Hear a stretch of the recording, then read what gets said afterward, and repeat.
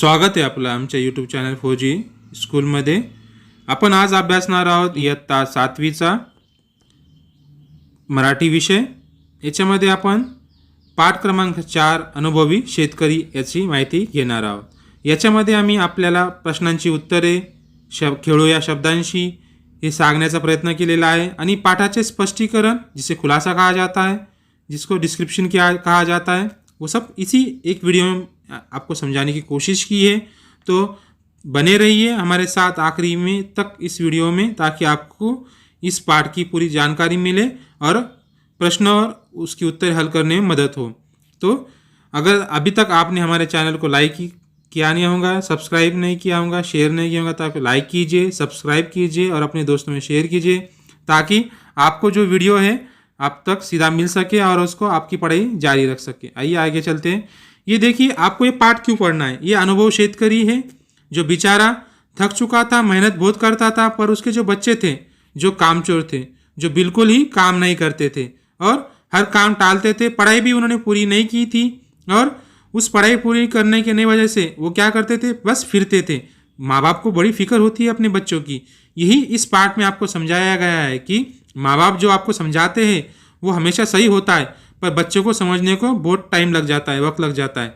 माँ बाप एक तो समझा नहीं पाते सही तरीके से, या बच्चे समझने को तैयार नहीं होते हैं. एक अच्छी सी कहानी आपको इस पाठ में समझाई गई है जो आपको समझनी है और आपको बहुत ही अच्छी तरह से वो समझ में भी आ जाएंगी कि मेहनत करना कितना ज़रूरी है. मेहनत के सिवा पढ़ाई भी आपको अच्छी तरह से नहीं आएंगी और मेहनत के सिवा कोई काम भी आपको सही तरीके से नहीं आ सकता. यही इस कहानी में समझाया गया है. आइए चलते हैं अनुभवी शेतकरी की ओर. या पाठाचे लेखक जे आहेत यशवंत सोरोशे आहेत. यांचा जन्म 1978 मध्ये झालेला आहे. यांनी विविध वृत्तपत्रे व मासिकामधून लेख लिहिलेले आहेत. तर हे या पाठाचे लेखक आहेत. चला आपण आता पाठाकडे चलता आहे. रामरावांनी आपल्या मुलांना कष्टाचे महत्त्व पटावे म्हणून केलेली युक्ती कशी यशस्वी झाली याचे वर्णन प्रस्तुत पाठात लेखकाने केलेले आहे. मतलब जो रामराव था, जो यहाँ पे शेतकरी था, वो बेचारा अपने बच्चों को किस तरह समझाना चाह रहा था, वो आपको इस कहानी के ज़रिए समझाया गया है. आइए, मेहनत करना क्यों ज़रूरी है ये समझाया गया. आयुष्यभर काबड कष्ट करून रामरावांनी 8 एकराची शेती स्वतःच्या मालकीची केली.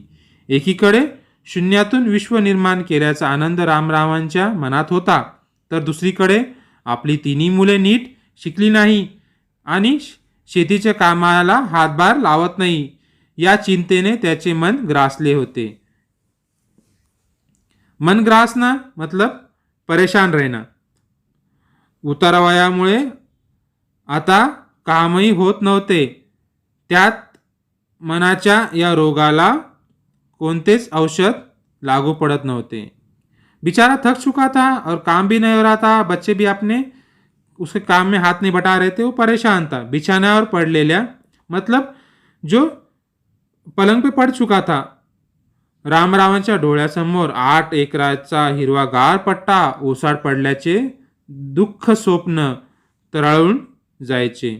अभी बेचारा दुःख स्वप्न मतलब बुरा सपना आता था उसको. हमेशा दिन में ही उसको समझ में आता था कि किस तरह से मेरे जो खेत मैंने इतना मेहनत से कमाया है वो खाली पड़ा है. जीव घाबरा घुबरा व्हायचा, पण तिन्ही मुलांना फिकर नव्हती. फिकर मतलब कोई टेन्शन नाही था. 22-25 वर्षाचे हे तगडे तरुण गावभर हिंडत, गप्पा मारत आणि फक्त जेवायला घरी वेळेवर येत. रामराव काय करावे हेच कळेना. अभी क्या करते थे वो, फिरते थे, गप्पे मारते थे, पर बस खाने के टाइम को घर को हाजिर रहते थे. मेहनत करने की तैयारी नहीं थी. बेचारा रामराव को समझ में नहीं आ रहा था क्या करना है. एक दिवशी डॉक्टरांकडे जाण्याचा उद्देशाने रामराव घराबाहेर पडले और क्या करे कि दवाखाने में जाने के हिसाब से वो निकले. दवाखान्यात न जाता पेठेतल्या एकमेव बँकेत गेले. वहाँ पे एक ही बैंक थी, उसमें चले गए. बँकेच्या व्यवस्थापकांशी अर्धा तास चर्चा केली आणि घरी परत आले. आधा घंटे बाद डिस्कस किया और घर पे आ गए. रात्रि रामरावाच्या पत्नीने सर्वांना जेवायला बोलवले। आप सब बच्चों को और उनके जो पिताजी थे रामराव, उनको सबको उन्होंने उसकी माँ ने खाने पे बुलाया। जेवणापूर्वी खाने के पहिले रामराव मुलांना म्हणाले, मुलांनो आता मी थकलो, माझ्यानंच ही शेतीवाडीची कामं होणार नाही। मैं थक चुका हूँ और मेरे से खेती बाड़ी के अब काम नहीं होने वाले। तुम्हालाही शेतीची कामे करायला कमीपणा वाटतो, आपकोही खेती के काम करना कम लगता है। बँकेत मी तुमच्यासाठी कर्जाची सोय करून आलोय। बैंक में मैं आपके लिए कर्ज का व्यवस्था करके आया हूँ। तुम्हाला प्रत्येकाला 5 लाख रुपए कर्ज मिळेल। आपको कितना कर्ज मिलेगा? 5 लाख रुपए कर्जा मिलेगा। त्यातून तुम्ही पोटा पाण्याचा प्रश्न सोडवू शकतात। ये देख सकते हो, खाने पे आपको यहाँ पे दिखाई दे रहा होगा और ये तीनों बच्चों को उपदेश कर रहा है, समझा रहा है कि देखिए मैं थक चुका हूँ और मुझे अभी ये काम नहीं हो रहा है, आप क्या करो, आइए आपको 5 लाख कर्जा मिलेगा और आपको खाने पीने का भी ही उसकी व्यवस्था हो जाएगी, ये समझा रहा है। आइए आगे चलते हैं। बेचारा देख सकते हो किस तरह से वो थक चुका था और अपने बच्चों को समझा रहा था। आइए आगे चलते हैं, क्या होता है फिर आगे देखो। बच्चे जब सुनते हैं कर्ज के बारे में तो क्या रिएक्शन उनका आता है। धंदा करा, जो आपको करना है वो कीजिए। कर्जासाठी जमीन गहाण ठेवायचं ठरवलंय। क्या उसने गहाण मतलब तारण रखना, उसके पैसों के बदले में कुछ देना चीज होती है, वो गहाण ठेवणे जिसे कहते मराठी में। फक्त तुम्ही एक काम करायचं, आपने सिर्फ एक काम करना आहे। गावातल्या बँकेच्या नियमाप्रमाणे प्रत्येकाने 10,000 रुपये भरून आपलं आपलं कर्ज खातं बँकेत काढा। कागदपत्राची जमव मी केली आहे। आपको क्या काम करना है? सिर्फ 10,000 रुपये लाना है, मेरे पास पैसे नहीं है, और बैंक में भरना है और खाता निकाल के आपको पैसा 5 लाख रुपये मिल जाएंगे। बच्चे बड़े खुश हुए, मुलांना खूप आनंद झाला। प्रत्येकाच्या डोळ्यासमोर 5 लाखांचा आकडा तरळत होता। सब बच्चों के सामने 5 लाख रुपये फिरने लगे। त्यानंतर हे 10,000 कुठून आणायचे असा प्रत्येक जण विचार करू लागला। 10,000 रुपये कहाँ से लाना, ये हर कोई सोचने लगा। त्या रात्री तिन्ही मुले बराच वेळ चर्चा करत एकत्र बसली। बहुत देर तक रात में बच्चे डिस्कस करते बैठ गए। दुसऱ्या दिवशी सकाळी कुठेतरी पेठेत मित्रांकडे उसनवारी करण्यासाठी गेले, पण कोणाचेच काम झाले नहीं। मतलब जो भी उनके दोस्त थे या जो भी पहचान वाले थे, किसने भी उनकी मदद नहीं की। बिचारे परेशान हो गए। रामराव या सर्वांचा कानोसा घेत होते। कानोसा घेतले मतलब मालूमात लेना। दुपारच्या वेळी तिन्ही मुले रामरावांचा निरोप घ्यायला आली। तीनों बच्चे निरोप घेने मतलब इजाजत लेने आई। आम्ही शहरात चाललो आहोत, हम शहर में जा रहे हैं, महीना भरा 10,000 रुपये कमवून आणू। एक महीने में 10,000 रुपये लेके आते हैं, ऐसा उन्होंने रामराव को कहा। तेव्हा घरी परतू। एवढे बोलून तिघे पाठीवरच्या पिशव्या सांभाळत गेले सुद्धा, और तीनों ने अपने थैलिया पीठ पे ले लिए और निकल गए भी शहरात। त्या तिघांना कोणीही महीना 10,000 रुपयाची नोकरी ठेवले नाही। किसनेही 10,000 रुपये से उनको काम पे रखा नहीं। मोठ्या मुलाला किराणा मालाच्या दुकानात 7,000 रुपयाची नौकरी मिळाली। किराना माल पंसारी की दुकान या किराना सामान जिसमें मिलता है उसे कहते हैं। मधल्याला हॉटेलमध्ये स्वच्छता करण्याची 5,000 रुपयाची पगाराची नौकरी मिळाली। और जो बच्चा है दूसरा, मधला मतलब बीच वाला, उसको होटल में काम मिला साफ सफाई का। धाकट्या मुलाला जो छोटा था दिवसभर फिरून कुठेच नोकरी मिळाली नाही, म्हणून बस स्थानक मधल्या रसवंती गृहात 6,000 रुपये याच्या पगारावर नौकरी राहिला। मतलब उसने क्या करा, रसवंती गृह किसे कहते हैं, रस का जो दुकान होती है उसको रसवंती गृह कहते हैं। पहिल्या दिवशी खूप भूक लागली, पहले दिन बहुत भूक लग गई, म्हणून थोरल्याने पोत्यातले मुठभर शेंगदाणे उचलले नी तोंडात टाकले।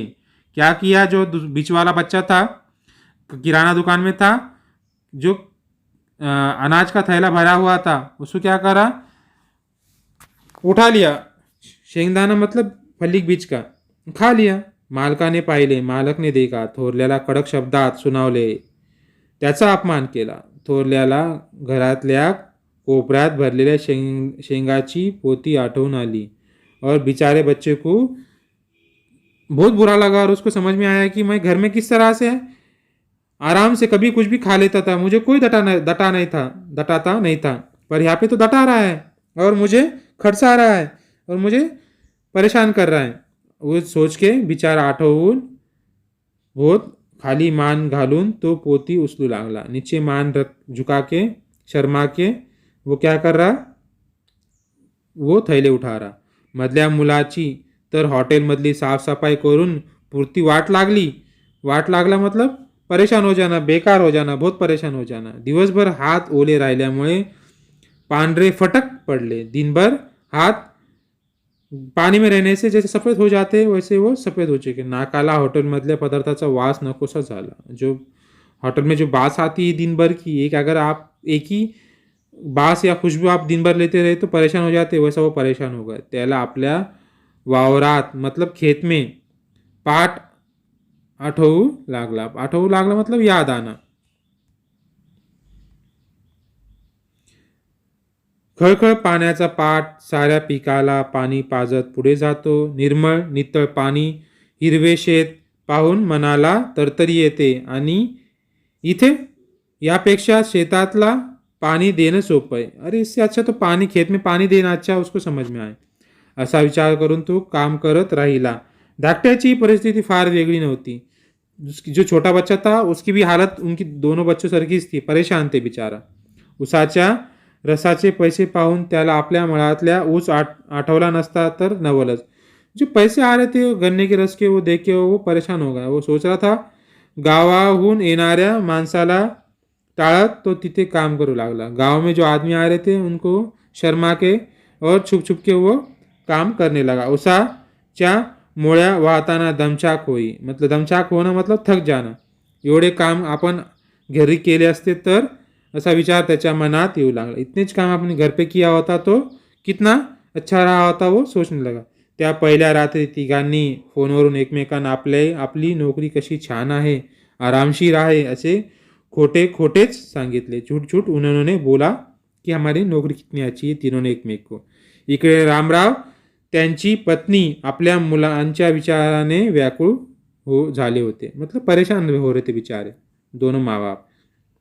रामराव पत्नीला धीर देत म्हणायचे, अगं मुलं काय वनवासाला नाही गेली, त्यांच्या पंखाची ताकद नको का आजमावायला, मी शक्कल लढवली आहे ही. अरे वो अपनी पत्नी को समझा रहा था कि परेशान मत हो, मैंने ये आइडिया की है कि अपने बच्चों को कितनी मेहनत करना चाहिए, उनकी मेहनत करने की ताकद कितनी है आपने को समझ में नहीं आना चाहिए क्या. वो अपने पत्नी को समझा रहा था. एका महिन्यानंतर एके दिवशी तिघेही मुले अगदी अशक्त होऊन थकून घरी आली. रामराव नुकतेच शेतावरून आले होते. बिचारे तीनों बच्चे थक्के और कमजोर होके आ गए घर पे. मुलांच्या दुर्मुखलेल्या चेहऱ्याकडे पाहून त्यांना दया आली. बच्चे के जो मुरझाए चेहरे थे वो देख के वो बिचारों को रहम आ गए. पण ते काही बोलले नाही. उन्होंने कुछ भी नहीं कहा. शेवटी मुलेच म्हणाली. बच्चे आखरी में कहा, बाबा आम्ही चुकलो. 1 महिन्यात 10,000 रुपये आम्ही कमवू शकलो नाही, आम्हाला माफ करा. वो अपने माँ बाप से माफ़ी मांग लेना. क्या करने लगे, बाबा आम्ही चुकलो, आम्हाला माफ करा, ऐसा हाथ जोड़ के और अपनी कहानी वो सुनाने लगे. हमको माफ़ कीजिए, हम गलत थे. आइए आगे देखते क्या होगा. ये ऐसा दुकान होती पंसारी की, जो किराना सामान होता है वो इस तरह से होता है. इस तरह से यहाँ पे देख सकते हो जो फली बीज का थैला भरा हुआ है उसमें से उन्होंने खाया होगा. तो कौन चिल्लाया, वो मालक चिल्लाया. किसको, धाकटे मुले को.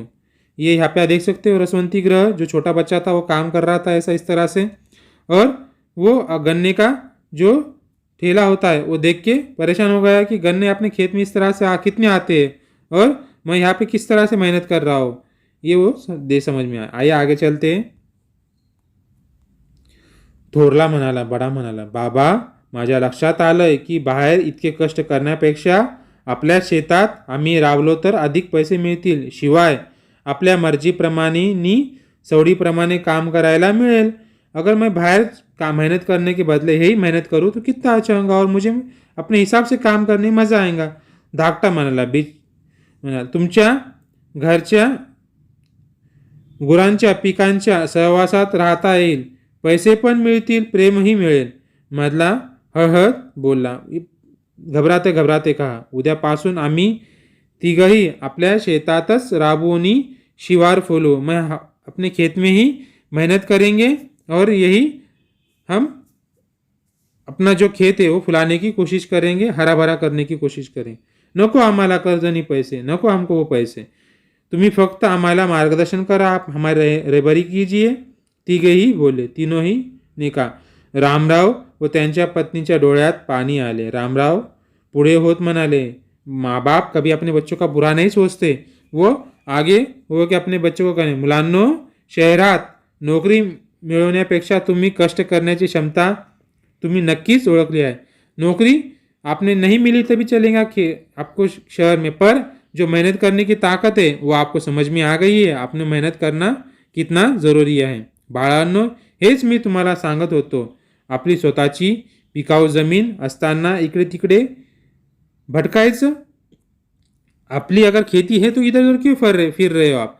हाताचं सोडून पळत्याच्या मागं लागायचं. हात का छोड़ के जो भाग रहा है, जो आपको नहीं मिल सकता, उसके पीछे क्यों लग रहे हो आप.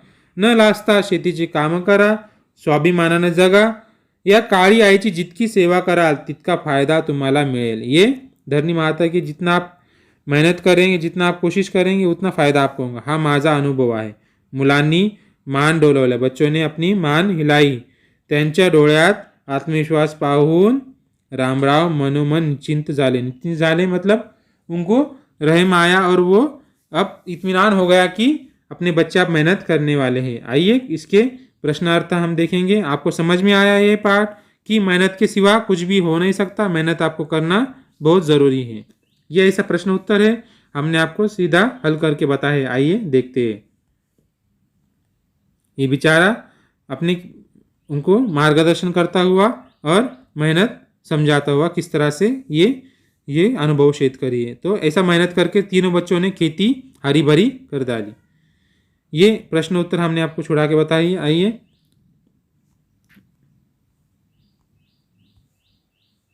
पहला प्रश्न है, का ते लिहा रामरावांनी चे मन चिंतेने ग्रासले होते. जो रामराव थे शेतकरी था, उसका जो दिल था वो क्यों परेशान था. आपली तिन्ही मुले नीट शिकलेली नाही व शेतीच्या कामातलाही हातभार लावत नाही, म्हणून रामरावाचे मन चिंतेने ग्रासले होते. अपने तीनों बच्चे मेहनत भी नहीं करते हैं और अपने खेतों और पढ़े भी नहीं, इसलिए वो परेशान था. किराणा दुकानचे मालक थोरल्याला रागवले. जो किराणा दुकान का मालक था वो क्यों दटाया वो बच्चे को. थोरल्याने पोत्यातले मुठभर शेंगदाणे उचलून तोंडात टाकले. किराना दुकान ने पाहिले, मतलब बच्चे ने मुठभर जो खाना था वो खा लिया, मतलब जो फली बीज थी डायरेक्ट मुंह में भरा. वो देख के उसने उसको चिल्लाया, दटाया. आइए आगे देखते हैं. धाकट्या मुलाला मळ्याला ऊस आठवला. जो छोटा बच्चा था उसको खेत के जो गन्ने थे वो क्यों याद आए. धाकट्या मुलाला रसवंती गृहात काम करीत होता. ऊसाच्या रसाचे पैसे त्याने घेतले. त्याला आपल्या मळ्यातला ऊस आठवला. उसने देखा कि गन्ने से किस तरह से वो पैसे कमा रहा है, तो अपने खेतों का गन्ना उसको याद आया. रामराव मनोमन निश्चिंत झाले. रामराव दिली दिल में क्यों इत्मीनान हुआ उसको. तिन्ही मुलाला आपली चूक कळाली. त्यांनी कष्ट करायचे महत्त्व ओळखले. त्यांच्या डोळ्यात कष्ट करण्याचा आत्मविश्वास रामरावांना दिसला.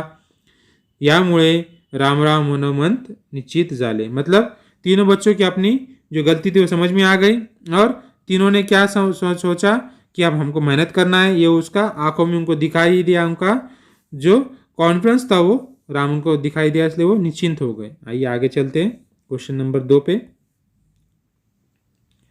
खालील आकृती पूर्ण करा. रामरावांच्या मुलांनी शहरात केलेले काम. रामराव के जो बच्चे थे उन्होंने कोणते कोणते काम शहर में किए, उनकी लिस्ट तैयार कीजिए. थोरला मुलगा मतलब बड़ा, किराणा मालाच्या दुकानात काम किया उसने.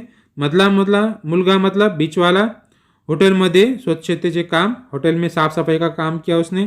धाकटा मुलगा रसवंती ग्रहात बस स्थानकात त्याने काम केले. मतलब रस के जो ग्रह था, रसग्रह जिसे कहते हैं, जो गन्ने का रस होता है, वहाँ पे उसने काम किए. तीनों ने 3 तरह के काम शहर में किए. आइए आगे चलते हैं. प्रश्न क्रमांक 3 है जो आपको प्रश्न तैयार करने हैं. वो किस तरह करना है, एक एग्जाम्पल भी आपको दे के बताया है. खालील दिलेल्या प्रश्नावरून प्रश्न तैयार करा। आपको क्या करने, वाक्यावरून प्रश्न तयार करने। उदाहरणार्थ वाक्य यहाँ पे दिया गया है, रामरावांनी कागदपत्राची जमवाजमव केली। अभी राम एक क्वेश्चन, एक लाइन दी गई है, उसके ऊपर आपको प्रश्न तैयार करना है। तो यहाँ पे आपको 2 प्रश्न तैयार करके बताए। रामरावांनी कशाची जमवाजमव केली, रामरावांनी किसकी जमवाजमव की थी, कागदपत्र की थी। कागदपत्राची जमवाजमव कोणी केली, कागदपत्र किसने जमा थे, रामरावांनी जमाए थे, ये उसका आंसर हो सकता है। पहले का आंसर कागदपत्र और दूसरे का रामराव। ये ऐसा 2 प्रश्न यहाँ पे तैयार हुए। इस तरह के आपको आगे प्रश्न तैयार करने। आइए आपको देखते हैं। यहाँ पे एक वाक्य दिया गया है, थोरल्याने पोत्यातले मुठभर शेंगदाणे उचलले। ये सेंटेंस है, इसके ऊपर से हमने यहाँ पे 4 क्वेश्चन आपको तैयार करके बताए। थोरल्याने कशातले मुठभर शेंगदाणे उचलले, काय में के उसने उठाए थे, पोत्यातले। इसका उत्तर हो सकता है थोरल्याने पोत्यातले किती शेंगदाणे उचलले, कितने उठाए थे उसने शेंगदाणे, मुठभर, मतलब मुठ, हाथ में की जो मुठ होती है, जो अपना आप बंद करते उतना ही। पोत्यातले मुठभर शेंगदाणे कोणी उचलले, पोठ्यात जो थैली में के शेंगदाणे किसने उठाया, थोरल्या मुलाने। इसका उत्तर है थोरल्याने पोत्यातले काय उचलले, थोरल्याने पोत्यातले शेंगदाणे उचलले, ये उसका आंसर। इस तरह से हमने 4 प्रश्न यहाँ पे तैयार करे एक वाक्य पे। आगे चलते हैं। यहाँ पे दूसरा वाक्य दिया गया है आपको, रामराव शेतावरून घरी आले। रामराव कहाँ से घर पे आए, खेती में से घर पे आए। रामराव शेतावरून कुठे आले, रामराव शेतावरून घरी आले। रामराव कोठून घरी आले होते, रामराव शेतावरून घरी आले होते। रामराववरून घरी कोण आले होते, शेतावरून घरी कोण आले होते, शेतावरून रामराव घरी आले होते। ये 3 प्रश्न और इसके 3 आंसर, मतलब रामराव, शेती आणि घरी, इसका आंसर होता है। तो आप देख सकते हो, इसी तरह से आप भी क्वेश्चन आंसर आपके हिसाब से बना सकते हो और अपने काफी में लिख सकते हो। तो आपको ये चीज़ आगे समझ में आई होंगी।